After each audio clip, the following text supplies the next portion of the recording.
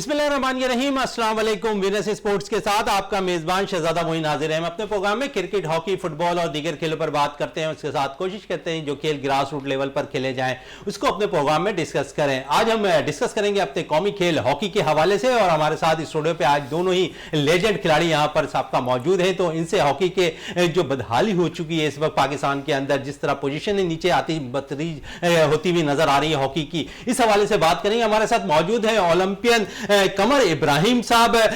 Thank you कमर भाई, बड़ा जबरदस्त आपने स्टूडियो में हमें जहमत दी और हमारे लिए आकर हमारे जो प्रोग्राम इसको चार चांद लगाए। इसके साथ मौजूद हैं मोहम्मद अली खान साहब, जो इंटरनेशनल हॉकी प्लेयर है और यूथ ओलंपिक के कोच भी रह चुके हैं। तो इनसे यूथ के हवाले से भी बात करेंगे, क्योंकि अभी हाल ही में जो है असिस्टेंट कोच की हैसियत से पाकिस्तान हॉकी टीम के ये अजलान शाह हॉकी टूर्नामेंट में भी गए थे। वहां कारकर्दगी गो के पाकिस्तानी हॉकी टीम की निस्बतन थोड़ी सी बेहतर जरूर थी, लेकिन अच्छी नहीं कही जा सकती, क्योंकि उस टूर्नामेंट में भी अगर हम देखें तो बहुत से कम टीमें थी, हमसे कमजोर टीमें थी, लेकिन उसके बावजूद हमने ब्रॉन्ज मेडल हासिल किया। लेकिन यह खुश आइन जरूर है कि 11 साल के बाद हम विक्ट्री स्टैंड पर जरूर खड़े हुए नजर आए। सारी सूरत हाल पे बात करने के लिए हमारे साथ कमर भाई भी मौजूद है। कमर भाई, सबसे पहले तो खुशामदीद। और जिस तरह हमारी हॉकी बतरीज नीचे की तरफ जाती जा रही है, जिस तरह हमने कुछ अरसे पहले अभी अजलान शाह हॉकी टूर्नामेंट का हमने तीसरी पोजीशन हासिल की, लेकिन उसके बाद फिर हम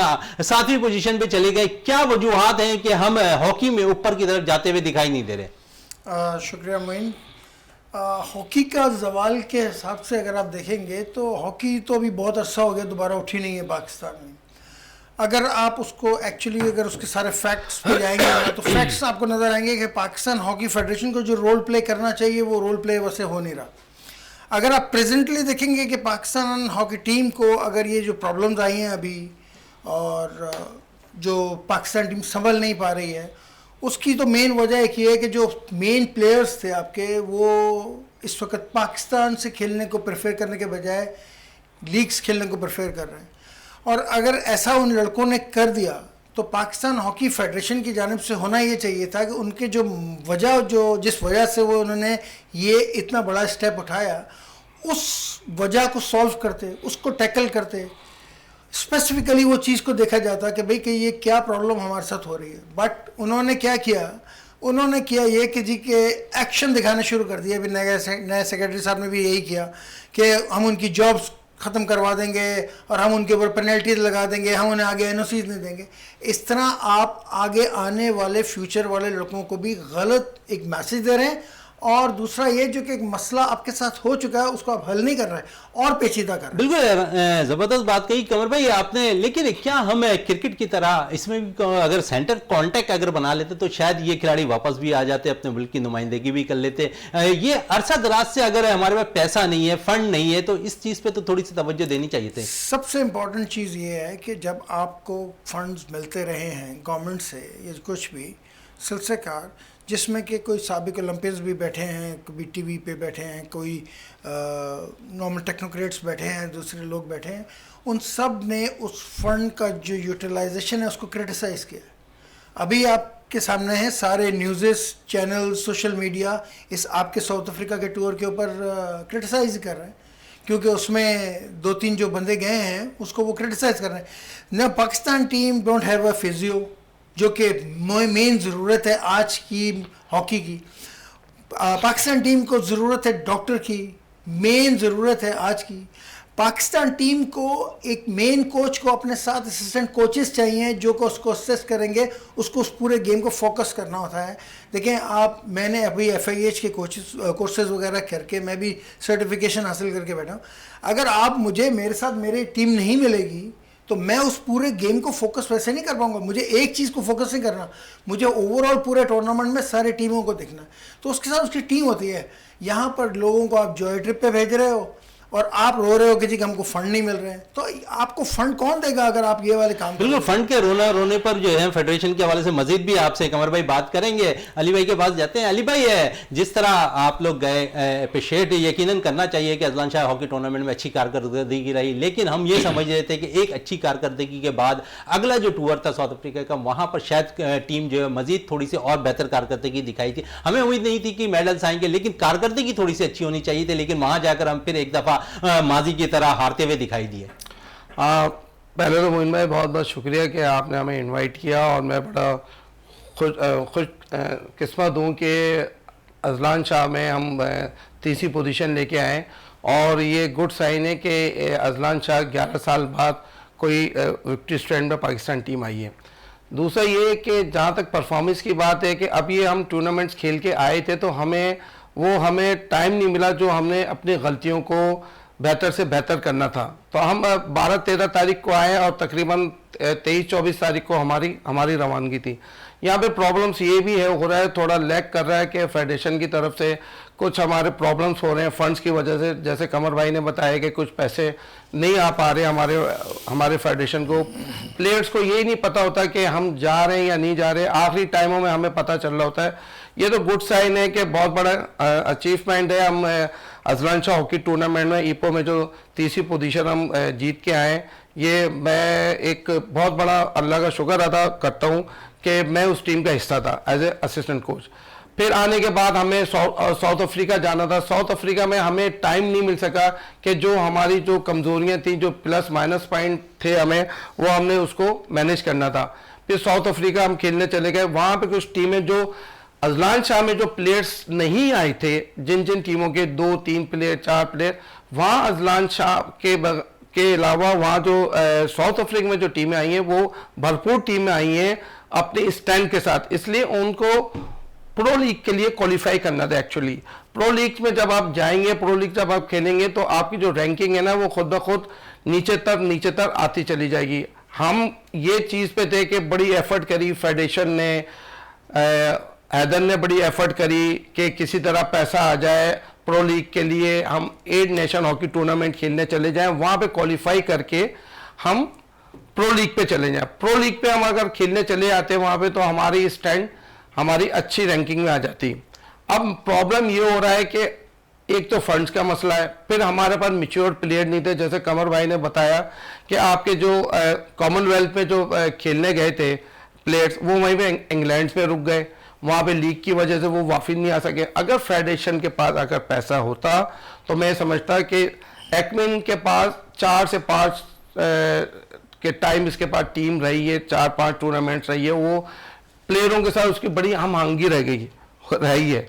तो मैं समझता हूँ अगर वो प्लेयर होते तो हम अजलान शाह का फाइनल भी जीतते, और ये जो 8 नेशन हॉकी टूर्नामेंट जो हम खेलने गए थे, अगर वो प्लेयर मजीद होते हमारे साथ तो मैं समझता था कि विक्ट्री स्टैंड पे उस पर भी आते। अब ये जो अजलान शाह हम खेलने गए थे उसमें 9 प्लेयर, आपको पता है, सबको पता है कि वो बिल्कुल न्यू प्लेयर थे, और हम लोग ने काफ़ी उन पर 1.25 महीना कैंप लगाया, कैंप लगा के उन पर काफ़ी मेहनत करी, और वो रिजल्ट आप लोगों के सामने। रिजल्ट हमारे सामने।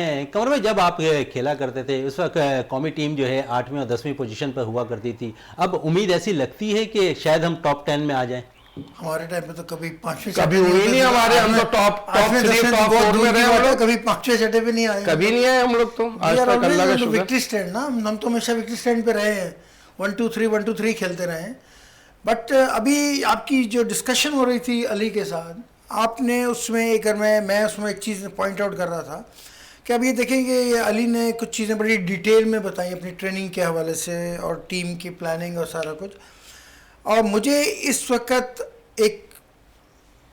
मुझे एक कॉमन लेमैन ले लें इस वक्त, टेक्निकल पाकिस्तान के कोई प्लेयर ना लें, तो मुझे समझ में आता है कि प्रो लीग टूर्नामेंट जो है वो पाकिस्तान हॉकी फेडरेशन के लिए ज़्यादा इम्पोर्टेंट था rather than Azlan Shah cup. Azlan Shah में अगर आप की पोजीशन ऊपर नीचे भी होती तो कोई खैर थी, मगर प्रो लीग में आपको ऊपर आना बहुत ज़रूरी था ताकि आप प्रो लीग के लिए क्वालिफाई करते। अगर आप प्रो लीग के लिए क्वालिफाई करते तो आपको फिर फंड्स भी आना शुरू हो जाते और आपकी रैंकिंग भी बहुत अच्छी हो जाती। अब हुआ यह है कि जो अजलान शाह टूर्नामेंट है उसमें पाकिस्तान हॉकी फेडरेशन ने अपनी पूरी स्ट्रेंथ भेजी, उस कोच के साथ उसकी हेल्प के लिए पूरे असिस्टेंट कोचेस गए, मोहम्मद अली गए, इरफान गए, इमरान भट्ट गए, सब लोग गए, उस्मान गए, तो वो ये लोग गए। अब जब एक इम्पॉर्टेंट टूर्नामेंट आया तो वहाँ पर लोगों को जॉय ट्रिप के लिए ले गए और जो मेन लोग थे उनको छोड़ गए। तो आप इससे सीरियसनेस का अंदाज़ा लगा सकते हैं कि पाकिस्तान हॉकी फेडरेशन जो है इस वक्त, आई डोंट नो कि जो सेक्रेटरी साहब हैं वो किस फ्रेम ऑफ माइंड से काम कर रहे हैं इस वक्त और वो क्या चाह रहे हैं इस वक्त इस पाकिस्तान टीम के साथ। और अभी मैंने कुछ चीज़ें देखी हैं तो मेरे ख्याल में शायद कुछ मैनेजमेंट की भी कोई अच्छी रिपोर्ट्स नहीं है। अच्छा, मैनेजमेंट की अच्छी रिपोर्ट्स नहीं है। थोड़ी सी हम माजी में चले जाएं तो आप समझिए कि हमारे पास गैर मुल्की कोचेज़ इस वक्त काम कर रहे हैं। माजी में अगर हम बात करें तो क्योंकि आप भी गैर मुल्की कोचेज़ के साथ काम करते रहे हैं, तो इसमें कुछ बेहतरी नज़र आती है कि गैर मुल्की कोचेज़ बासानी पाकिस्तानी प्लेयर्स को सिखा देते हैं? देखें, हमारे यहाँ पे लैंग्वेज बैरियर तो है, इसमें तो कोई शक नहीं है, और 90% आपके जो बच्चे हैं वो they are not able to understand कि वो क्या बोल रहा है और क्या बोलना चाह रहा है। फिर उसको एक इंटरप्रेटर चाहिए, इंटरप्रेटर उसको बताता है तो हो सकता है कि वो चीज़ों को वैसे नहीं ब्रीफ कर सकता हो जैसे कि वो चाह रहा है हेड कोच। ये प्रॉब्लम्स तो आती हैं, मगर उनका तरीक़ाकार ट्रेनिंग का एक डिफरेंट है और आपका ट्रेनिंग का तरीक़ाकार एक बिल्कुल डिफरेंट है। मगर मैं, अगर मुझसे पूछेंगे तो मैं जो हूँ पर्सनली पाकिस्तान के लिए जो है ना, मैं बिलीव नहीं करता कि आपको बाहर से कोच लाना चाहिए। एक तो आप सबसे बड़ी गलती ये करते हैं कि आप अपने कोच को फॉर ग्रांटेड लेते हैं और बाहर के कोच को आप देते हैं पैसे बहुत। अपने कोच को कहते हैं कि भैया ऐसे ही आ जाओ और फी सबीलिल्लाह काम कर लो। नंबर दूसरी बात यह है कि जब आपका कोच कोई चीज़ को मांगता है या कोई सिलेक्शन करता है तो आप उसमें 10 चीज़ों में बीच में आ जाते हैं। आपकी सिलेक्शन कमेटी आती है, वहाँ पे आपसे बड़ा प्लेयर बैठा हुआ होता है, वो फिर आपको बोलता है नहीं मेरी बात मान लो।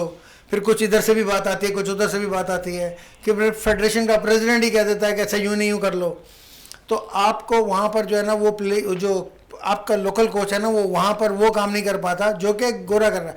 गोरे ने अगर बात कर दी, अभी मैं आपको बताऊँ, आपकी पूरी सिलेक्शन कमेटी या आपकी पूरी मैनेजमेंट दे आर अगेंस्ट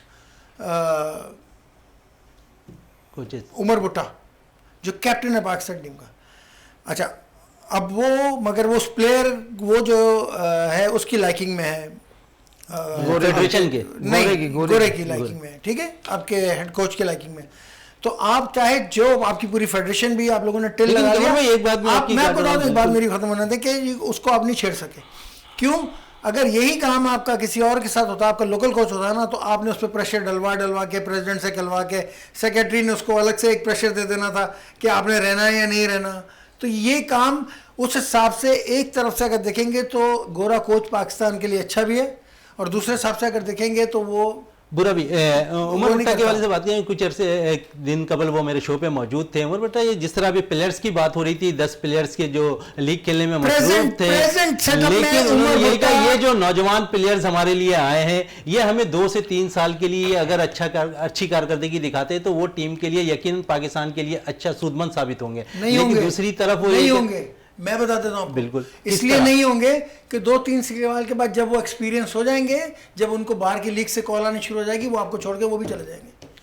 तो इसके लिए क्या इक़दाम फेडरेशन करे? एग्जैक्टली। अब आप उस पॉइंट को पकड़े, उस बीमारी का इलाज करें। पता लगे बीमारी आपका पेट का दर्द है, आप इलाज सर के दर्द का कर रहे हैं, उस पेट के दर्द का इलाज करें। एक्चुअली वो उस चीज़ को पकड़ें।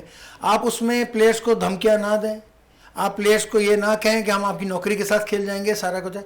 अभी मैं आपको कहता हूँ, मैं बड़ी बात नहीं कह रहा, मतलब मैं अगर इस वक्त बैठा हूँ ना यहाँ पर, तो मैं ये बात कहता हूँ, अगर मैं अभी पाकिस्तान टीम के साथ हूँ ना, तो मैं अभी एक कॉल पे वो सारे प्लेयर्स वापस बुलवा सकता हूँ। अच्छा, आप बुला सकते हैं? फेडरेशन ने आपको कॉल की है कि इस टीम के साथ जो है आप कोच की हैसियत से काम करें? मुझे माफ़ कर दें, ये फेडरेशन मुझे कॉल करेगी, माफ़ करते रहने दें।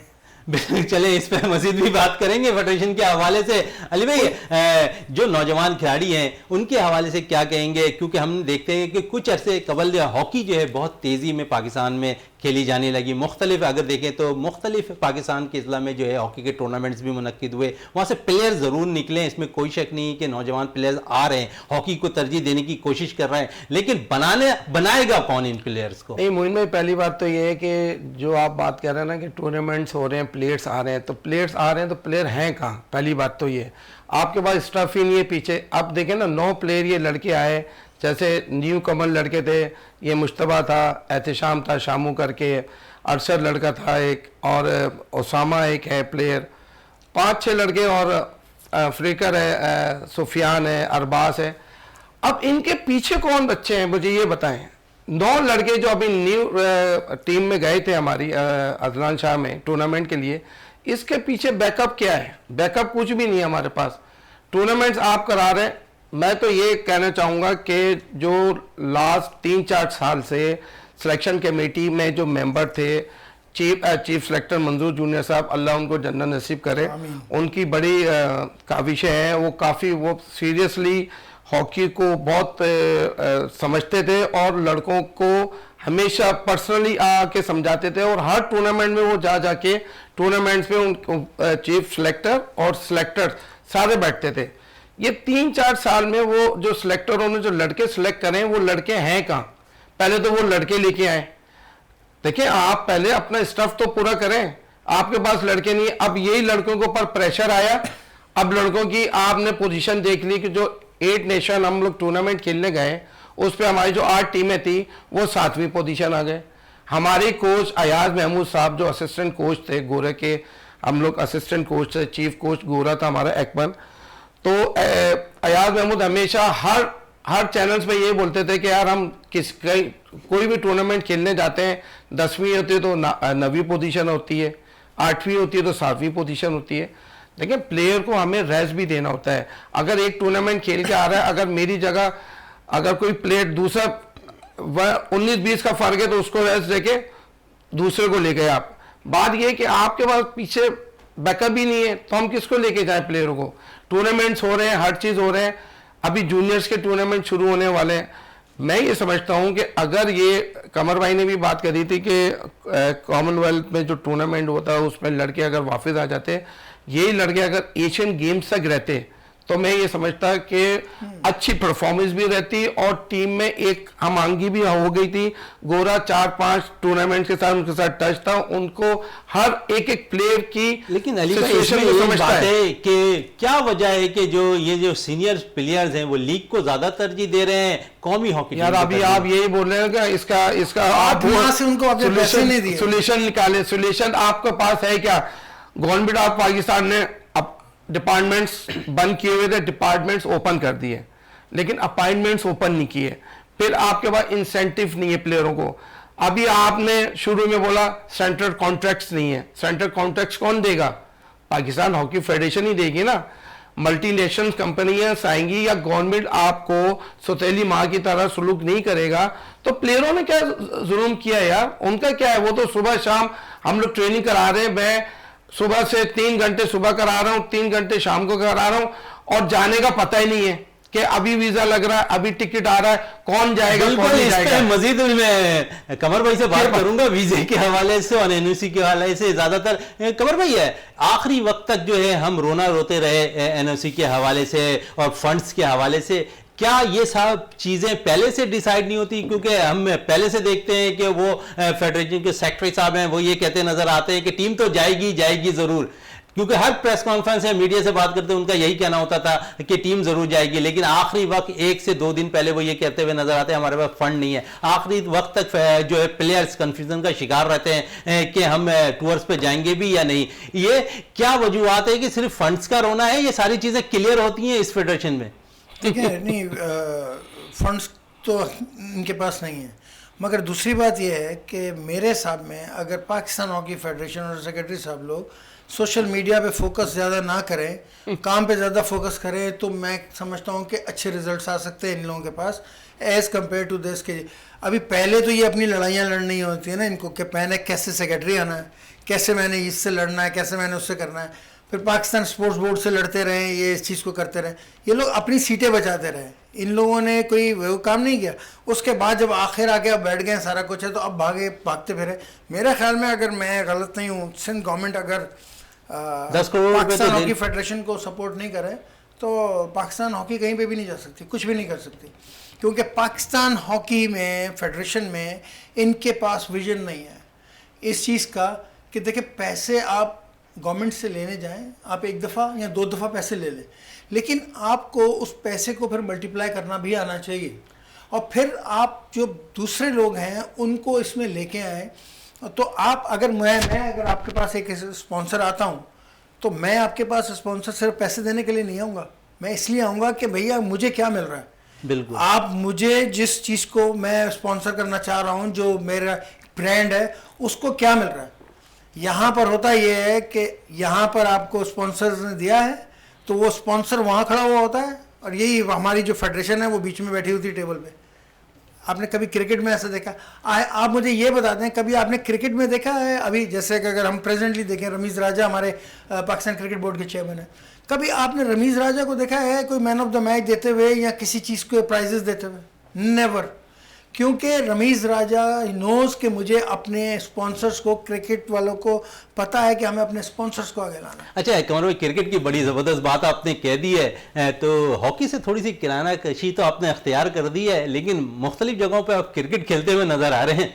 मैं क्रिकेट खेलता हूँ पुरानी, आज से नहीं, बहुत पहले से खेल रहा हूँ और इन सब के साथ ही खेल रहा हूँ। पुराने प्लेयर्स सारे, राशिद लतीफ़ और मोइन और हमारे जो पाकिस्तान के प्लेयर तनवीर, ये सब लोगों के साथ मैं क्रिकेट खेल रहा हूँ अभी भी। महमूद हामिद, गुलाम अली, यानी कि पुरानी दास्तान आपकी इन प्लेयर्स के साथ मेरे साथ है। मैं बहुत पुराना क्रिकेट का, मैं क्लब क्रिकेट भी खेला हुआ हूँ। मैं बकाई डॉल्फिन से खेलता रहा हूँ, तो मैंने खेला है और मेरा पैशन जो था ना, एक क्रेजीनेस, वो क्रिकेट की तरफ, हॉकी की तरफ थी, तो मैं हॉकी खेल गया। नहीं तो मुझे तो ऐसे कह देते हैं लोग कि शायद ये कुछ कर भी जाता, कुछ कर भी जाता। अच्छा कमर भाई, ये नई जो फेडरेशन आई है, हमें यही खबरें आती रही आखिरी तक, बल्कि हमने वीडियोस भी देखी कि एक बंद कमरे के अंदर ये सारी चीज़ें होती रही, इलेक्शन जो हुए, तो फिर तो इसको नहीं कहा जा सकता। इस पर क्या कहेंगे? देखिए, यही तो सबसे बड़ा ड्रॉबैक है। अगर आप एक बंद कमरे में काम कर लें और ये काम को ले लें, तो जो एक्चुअल लोग हैं जो हॉकी खिला रहे हैं, अगर वो डिसाइड हो जाएंगे और आपको नर्सरी मिलनी बंद हो जाएगी, तो आप बंद कमरे में बैठ के भले एक बादशाह की सीट पे बैठ जाएं, यूजलेस है। एक्चुअल चीज़ ये है कि जो हॉकी खिलाने वाले एक्चुअल लोग हैं, उनको आपको सपोर्ट करना बहुत ज़रूरी है। अभी पंजाब में आपके अगेंस्ट में स्ट्राइक हुई है, सारा कुछ। यहाँ सिंध में आपके साथ आपने जो मेन कुछ ही तो लोग हैं जो हॉकी खिला रहे हैं या क्लब हैं जो हॉकी प्रॉपर कर रहे हैं, आपने उन्हें भी बाहर किया है सिर्फ इसलिए कि आपको वोट चाहिए। इस वक्त आप पाकिस्तान हॉकी का तो सोच ही कोई नहीं रहा। इस वक्त तो सब अपनी सीटों का सोच रहे हैं। अपनी सीटों का सोच रहे हैं। मोहम्मद अली भाई, आप असिस्टेंट कोच भी रहे हैं अभी अजलान शाह हॉकी टूर्नामेंट में, फिटनेस लेवल कैसा देखा आपने इन नौजवान प्लेयर्स का? क्योंकि 8 से 10 प्लेयर नौजवान ज़रूर इस टीम में शामिल थे। मुझे पहली बात तो ये कि हमें तो टीम मिली है, ये दो टूर्नामेंट्स अभी हमने खेले, जिसमें एक टूर्नामेंट्स में मैं गया हूँ और दूसरे में मैं नहीं जा सका। गवर्नमेंट की कुछ वजूहत थी, कुछ फेडरेशन के मसले थे कि फ़ंड्स की कमी थी, जिसकी वजह से हमारे जो पैनल्स था उस पर मैं, उस्मान, इमरान भट्ट और राना ज़ुबैर को हमें कॉल नहीं करी इस कैंप के लिए। लेकिन फ़िटनेस के हवाले से ये है कि जब प्रॉपर वे में हमें टीम दी जाएगी, देखें ना, अजलान शाह में हमें 1 महीने का कैंप दिया, उस पर हमने कोशिश करी। उस पर आप मैचेस उठा के देख लें, कोरिया का, जापान का, वो मैचेस हमारे लड़के फिनिश करके निकले और उनके लड़के 2-2, 3-3 लड़के वो इंजर्ड होके निकले। हैमस्ट्रिंग भी उनका खींचा, उनका काफ़ी मतलब प्रॉब्लम हुई। जापान की टीम के साथ भी हुई, लेकिन हमारी टीम के साथ नहीं हुई। इसलिए सुबह हम लोग ने काफ़ी एज ए फिज़िकल बहुत अच्छी ट्रेनिंग करी थी सुबह मॉर्निंग में। फिर गोरा आ गया था, गोरा ने फिर सारी अपनी फिटनेस कराई। देखिए, हमारे यहाँ प्रॉब्लम ये हो रहा है कि अगर एक ही ट्रैक पे अगर काम करें ना, तो फिर तो सक्सेसफुल हो सकते हैं। अगर गोरा अपना काम कराए और हम अपनी बात करें, तो वो हम ना डबल माइंडेड पे चले आते हैं। देखिए, हम लोग तो हैं असिस्टेंट कोच, जो हेड कोच होगा हम उसको फॉलो करेंगे, फॉलो अप करेंगे। अब मसला ये होता है, जो सीनियर कोचेस होते हैं वो बोलते हैं कि ये गलत कर रहा है, वो कहता है ये गलत कर रहा है।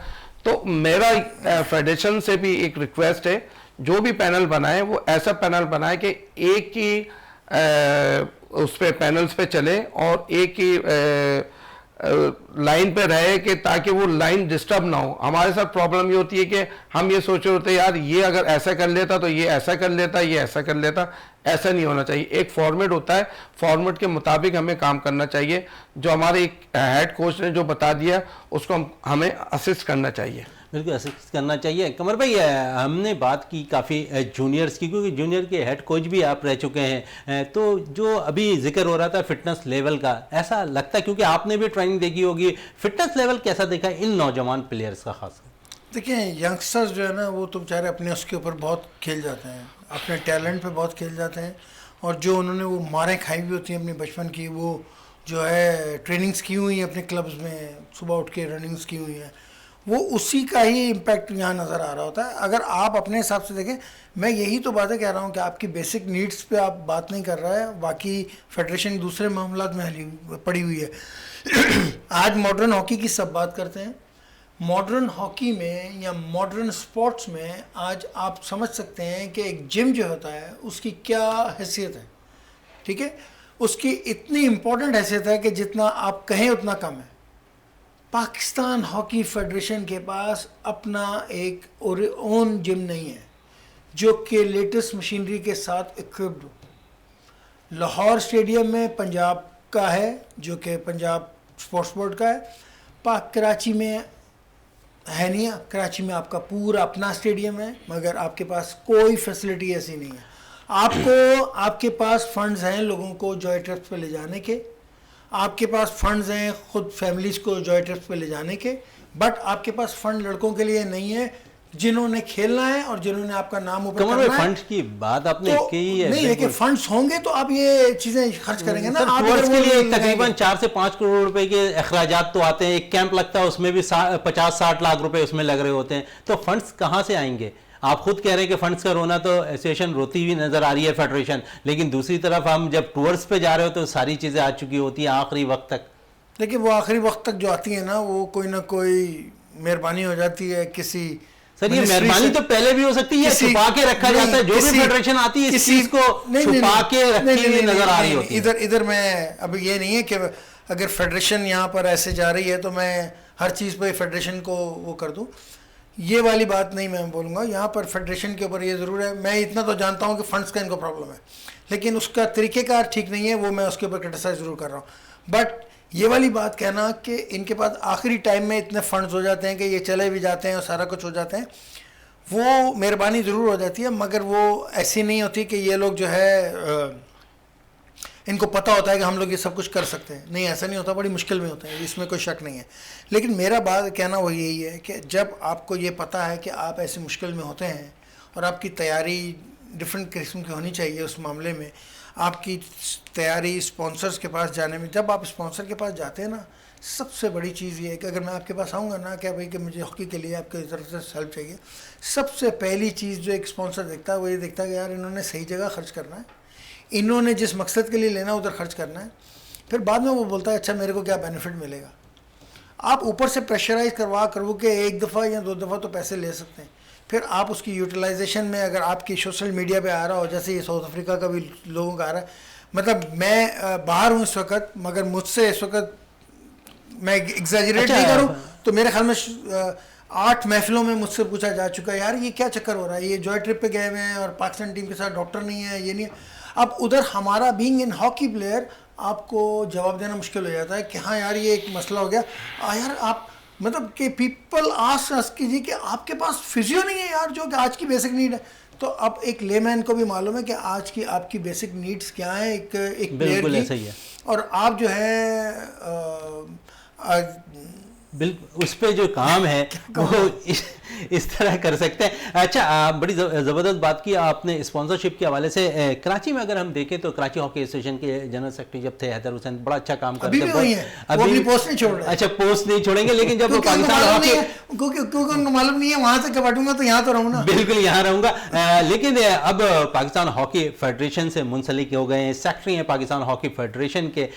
जिस तरह जनरेट वो कर रहे हैं फंड्स के लिए, हम देखते हैं कि बहुत सी जगहों पे खुद जा भी रहे होते हैं, उनसे फंड्स लेकर भी आ रहे होते हैं। क्या वो बेहतर काम करते हुए दिखाई दे रहे हैं as a secretary Pakistan hockey federation? देखिए, हैदर को मेरा कोई पर्सनल उसके साथ नहीं है। Haider is a hard working boy, उसको ये भी मालूम है कि मुझे किस तरह से काम को पेनिट्रेट करना है, लेकिन जब आदमी ओवर स्मार्ट होता है ना तो उसमें फिर गलतियाँ करता है।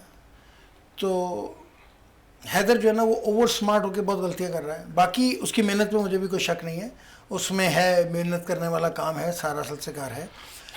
बट बहुत क्वेश्चन हैं, बहुत क्वेश्चन है हैदर के हवाले से भी। अली भाई, हॉकी कैसे अब ऊपर जा सकती है हमारी?